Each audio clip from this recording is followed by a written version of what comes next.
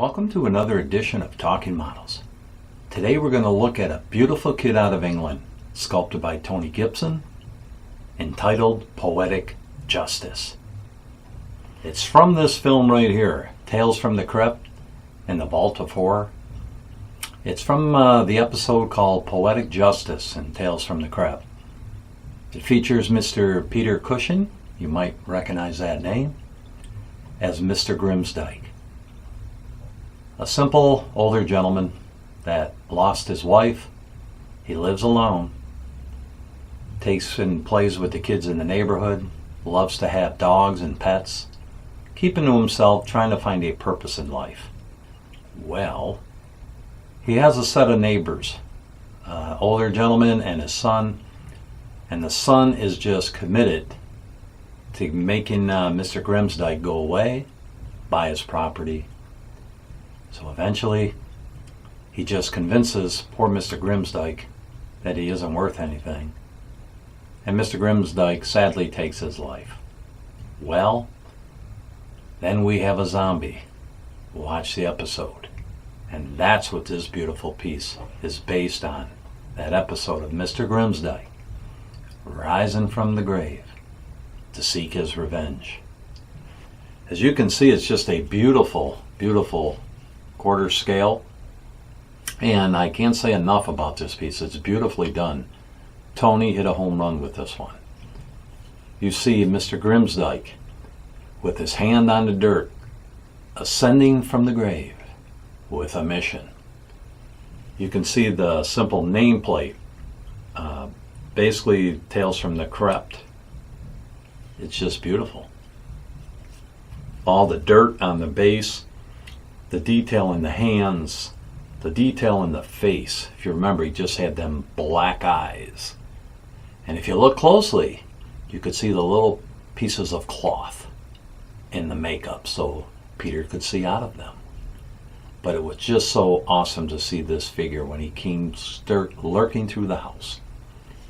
And you can see he's got the hair on there like you saw in the film, the little vest, the shirt, the jacket, the dirt that's all over the jacket because of course he's came out of the ground, the cheekbones, the eye bones, everything is in there. Tony did a great job in bringing this one to life. So let me talk to you a little bit today about what I did to bring this kit to life. The whole thing was sprayed with Krylon light gray primer, and then as always I like to go a little step further and I put some black in there to really give me a nice deep base coat. And for that, I pull up my Anita acrylics and I just basically hand brush the whole piece. I like to hand brush it, that way I make sure I get everything. Yes, you can airbrush it, whatever you decide. I like to just hand brush it in, kind of old school feel, and get myself a nice base coat. Once that was done, I started with the base. I did a few colors to do that. I'll bring those out. We have Freak Flex Rotten Tooth Tan, we have Cursed Earth, and we have Bone Tan. Those are the three colors we use from the Badger Freak Flex line. I simply took my first color, the Rotten Tooth Tan, sprayed the whole base. You want to leave a little bit of the black bleeding through on that.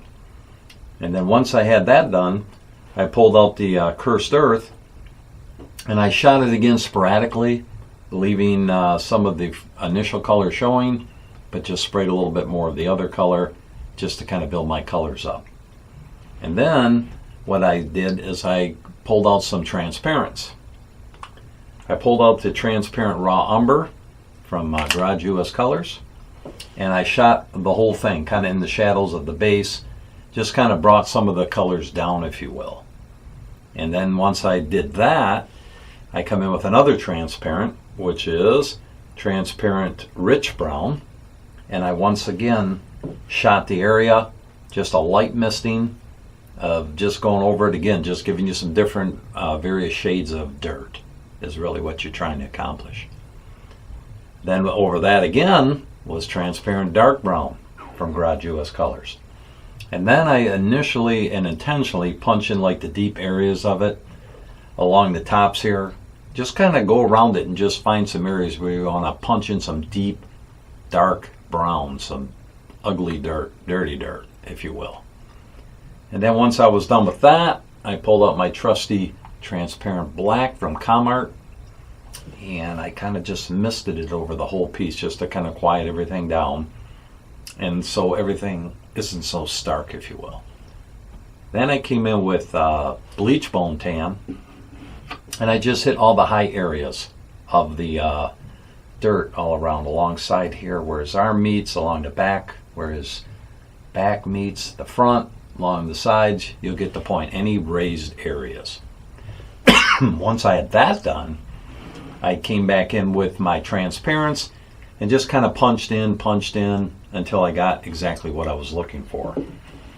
And then I was happy with what I did. I came in with some, again from Delta Cream Coat, which is their dark brown, and I just did some dry brushing along here, all around the figure itself, along the sides, along the back, and just kind of dry brush some raised areas just to give a different tone of dirt, if you will. Then it was once again some transparent black, a little light misting. The dirt is done. Now for the sign in the front, for the sides of the sign and the top of the sign, I enlisted some metallic black, and I just hand painted that in. Just on there's a little area on each side. The top's really your largest area. And once I had that done, I came in with this color I really like, Hammer Horror Red. Peter Cushing, Hammer Horror. There is no connection. And I took that and I airbrushed the whole sign itself, the background of it, if you will, and got a nice reddish look, which made the colors I chose for the lettering stand out a little bit more. Now, from the top part of the sign, Tales from the, I enlisted some Fuchsia Blue, and I just, I'm sorry, that was not a Fuchsia Blue. That was my green that I brought in, and I just kind of hand brushed that in. You want to do a few coats on that. You want to make sure that you get build it up. You could airbrush it, but I just like to do a few coats and get it done that way. On the Oozing Acid Yellow, you gotta love them names from Badger, I simply painted in the crypt and used that until I was happy with the results. And back and forth. The metallic black was used on the rim of the sign, and then once I had that done, believe it or not, a gentle misting of the transparent black just to kind of tie everything together. Now, for the grass that goes around here, I used a, it was called Greenzilla Green from the Badger Freakflex line. I do not have that out here. I apologize for that.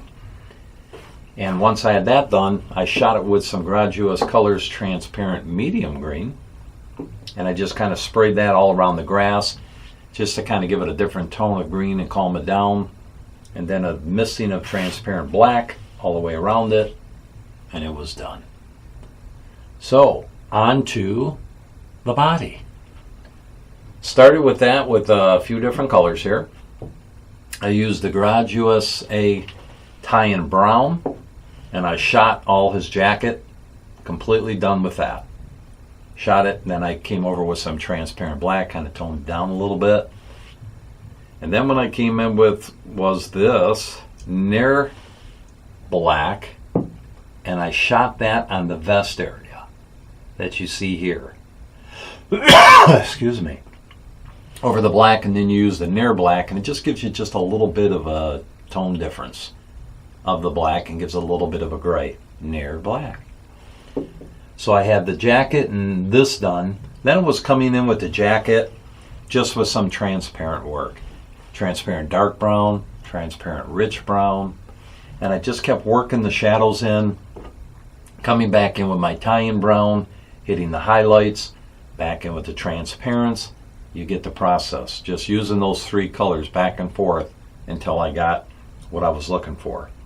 Now in the sculpt, Tony has a lot of dirt on his jacket, on the lapels, on his back area. I once again used that dark brown from Delta Cream Coat and just dry brushed the area, all on the jackets. Anywhere there was dirt on his jacket, I just dry brushed with that dark brown. Hit it a little bit heavier on the dirt that's where he's actually coming out of. It's like crumbling all around him. I hit it again with that.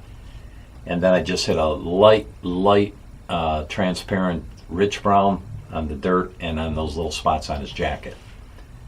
And then, of course, you guessed it, transparent black, just to kind of tone it down a little bit. Don't go heavy. Hold it back about 8-10 inches and just pull everything together. Now for his shirt, I used 2 colors from the Badger Freak Flex. I base coated it with Banishee Shadow Gray.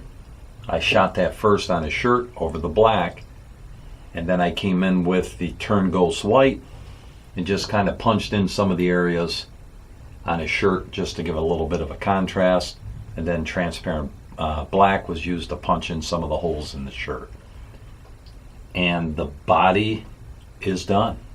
Let's move on to Mr. Grimsdyke's head.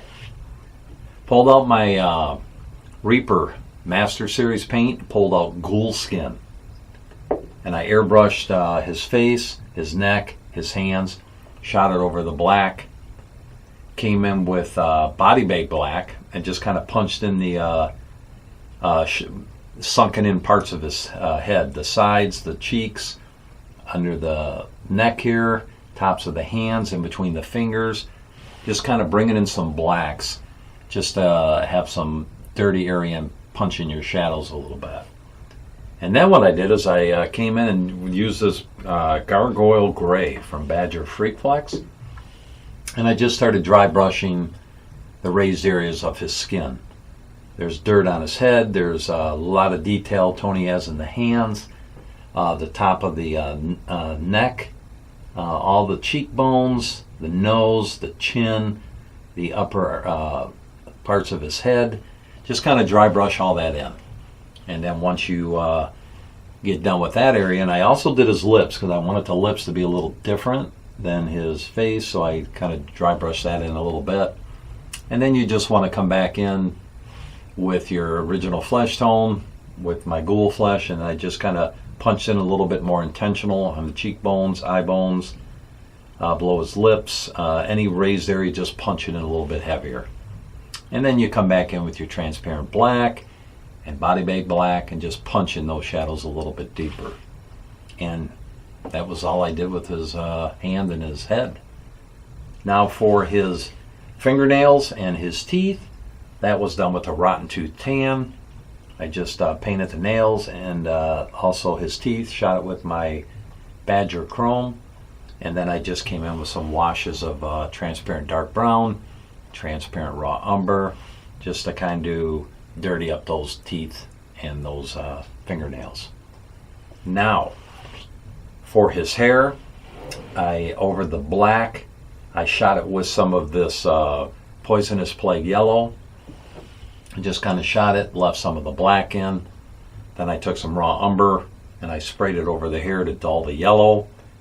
Came back in with this original yellow here that I was using, the Oozing Acid Yellow. Dry brushed it a little bit again. Came back with the transparent raw umber, shot it down.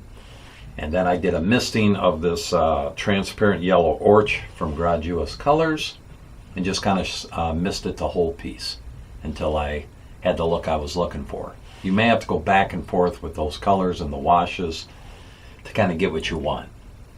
And that was the hair on his head. Last but not least were the eyes. Again, I pulled out the metallic black and I just painted them, the eyes in with a paintbrush, and it was done.